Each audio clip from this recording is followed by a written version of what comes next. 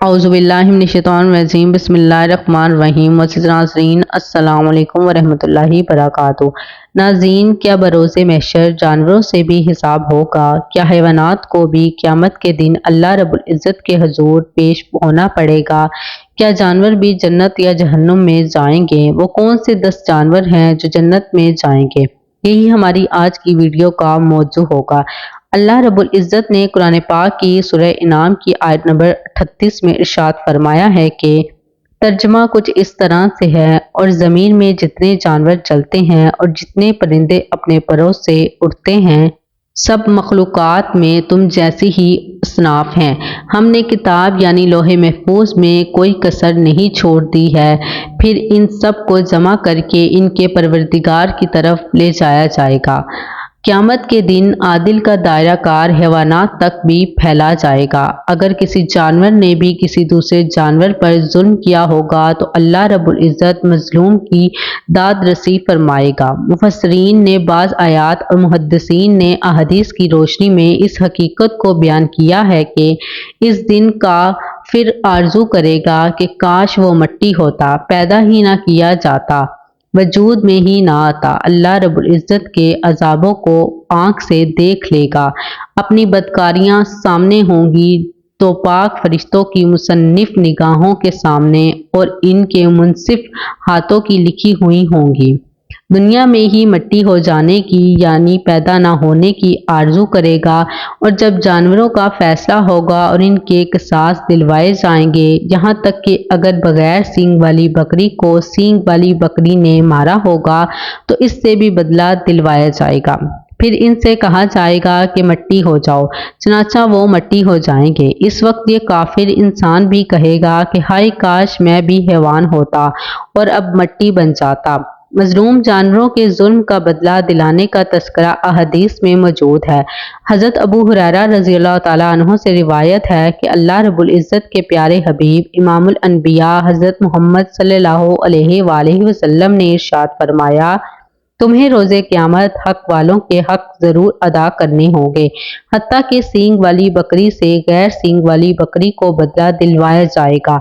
बरोज़े क़यामत जानवरों के हश्र पर इस हदीस में दलालत है। इन्हें भी इस तरह उठाया जाएगा जिस तरह से मुकल्लफ मखलूक यानी इंसान को उठाया जाएगा, और जिस तरह बच्चों, फाकिरों, अल-अकल लोगों और इन लोगों को जिन्हें इस्लाम की दावत नहीं पहुंची होगी उठाया जाएगा। बरोज़े क़यामत जानवरों को जिंदा करने के लिए ये ज़रूरी नहीं कि बदला देने और अज़ाब सवाब के लिए ही ऐसा किया जाएगा। जहाँ तक सींगों वाली बकरी से बेसींग बकरी के क़िसास का मामला है तो ये वो क़िसास नहीं जो मुकल्लिफ मखलूक यानी इंसानों से लिया जाता है, क्योंकि बकरी शरई अहकामात की पाबंद मखलूक नहीं है, बल्कि ये महज मुकाबला का क़िसास है। इस हदीस में इंसानों के लिए बहुत बड़ा दर्स इबरत है कि जब गैर मुकल्लिफ मखलूक यानी जानवरों को मुआफ़ नहीं किया जाएगा तो मुकल्लिफ मखलूक इंसान के जुल्म को क्यों कर नज़रअंदाज किया जाएगा। जो इंसान महज इस वजह से कि इसके पास इस दुनिया में ताकत व क़ुव्वत है और अपने से कम ताकत और क़ुव्वत वाले पर जुल्म सितम करेगा तो परवरदिगार क्या इससे नहीं पूछेगा? क्या इससे बरोज़े क़यामत सवाल नहीं होगा? क्या इससे इस जुल्म के बदले सज़ा नहीं दी जाएगी? अगर इसने जुल्म से तौबा करके इसकी तलाफ़ी ना की होगी तो इसे यकीनन इसका खमियाजा भुगतना पड़ेगा।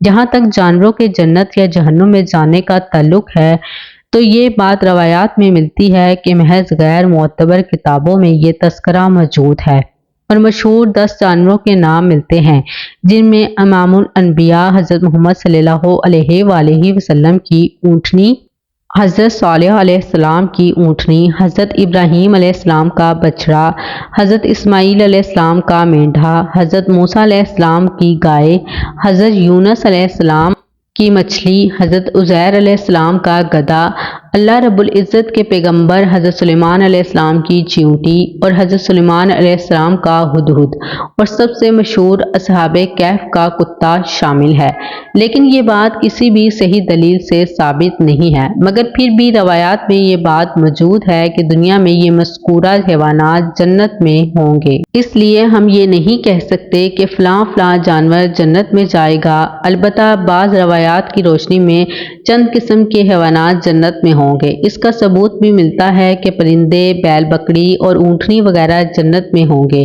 جانوروں اور حیوانات کے بارے میں صحیح حدیث میں جنت میں جانے کا ذکر نہیں ملتا، بلکہ صحیح حدیث میں یہ بھی بیان کیا گیا ہے کہ چوپائے اور پرندے کل بروز قیامت سب مٹی ہو جائیں گے۔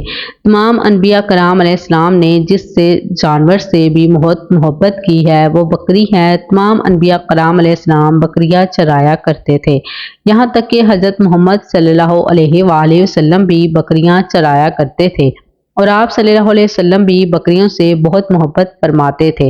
جنتی جانوروں کے بارے میں سب سے معتبر کوئی روایت اگر ہے تو وہ یہی روایت ہے جو بکریوں کے متعلق ہے۔